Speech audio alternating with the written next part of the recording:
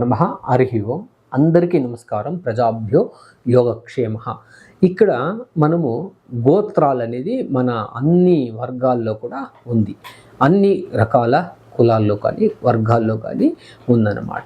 దీన్ని మన ఋషిమునులు వాళ్ళంతా కూడా అప్పుడే వాళ్ళు దీనిపైన ఎక్కువగా రీసెర్చ్ చేసి అప్పుడే మనకు చాలా తెలియజేశారు.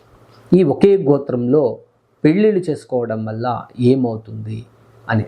అదేవిధంగా కూడా ఇక్కడ గోత్రాలు అంటే అందరికీ తెలిసిందే. కొన్ని వాళ్ళ యొక్క క్యాస్ట్ పైన ఈ యొక్క గోత్రాలు నిర్మితమైనవి. వశిష్ఠ, కౌశిక, భారద్వాజ, ఇంకా ఏదేదో పసుపునాడు, ఏదేదో గోత్రాలు చాలా ఆకుల గోత్రాలు, పేర్లు, రాళ్ళు గోత్రాలు ఏదేదో ఉన్నాయి, అన్ని అందరికీ ఉన్నాయి. అదే గోత్రం వాళ్ళను పెళ్లి చేసుకోకూడదు. ఎందుకంటే అక్కడ ఒక గోత్రం అంటే ఒకే వంశం అని లెక్క. అది గోత్రం అంటే గోవుల సమూహం, అదేవిధంగా అదే గోత్రం అంటే ఒకే కుటుంబం వాళ్ళు. దానికి ఇంకా ఈజీగా చెప్పాలంటే ఒకే గోత్రం అంటే వాళ్ళు సోదర సోదరీలతో సమానం.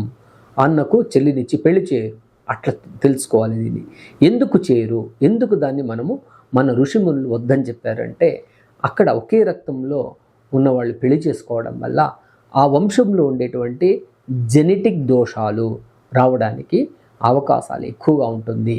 చాలామందికి చూడండి, ఆ మేనరికాల్లో కానీ ఇవంతా పెళ్లి చేసుకోవడం, ఒకే జీన్స్లో పెళ్లి చేసుకోవడం వల్ల ఆ ఇబ్బందులు అయితే చాలా వరకు ఫేస్ చేస్తున్నారు. దాన్ని అవాయిడ్ చేయాలి. ఒకే గోత్రాన్ని అవాయిడ్ చేయడం చాలా మంచిది. మేనరికం అది వేరే విషయం, ఒకే గోత్రాన్ని చేయకూడదు. అందుకని ఇప్పుడు మన ఆధునిక కాలంలో కూడా రీసెర్చెస్ ఏం చెప్తున్నాయి, మన డాక్టర్లు కూడా ఆ ఒకే ఇంటి వాళ్ళతో పెళ్లి చేసుకోవడం వల్ల సంతానానికి వృద్ధి ఉండదు. ఆ సంతానానికి ఏదో ఒక రకమైన ఆటంకము, లేదంటే విహీనము, లేదంటే ఇంకేదైనా కూడా వాళ్ళ యొక్క వృద్ధిలో ఆటంకం అవడానికి చాలా ఎక్కువ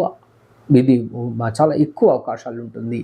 అందుకనే మన ఋషి పరంపర, మన సంస్కృతి సాంప్రదాయం అనేది చాలా బ్రహ్మాండం. దానికి ఒకే గోత్రులు, స్వగోత్రులు పెళ్లి చేసుకోకూడదు, ఒకే గోత్రం వాళ్ళు అనేది నియమం ఉంది. దాన్నే స్వగోత్ర దాయాదులు, లేదంటే గోత్ర దాయాదులు, ఇట్లా మనం అంటూ ఉంటారన్నమాట. దాన్ని ఒక్కొక్క వాళ్ళ యొక్క విశిష్టమైన వాళ్ళ యొక్క వాడుక భాషల్లో వాడుతూ ఉంటారు.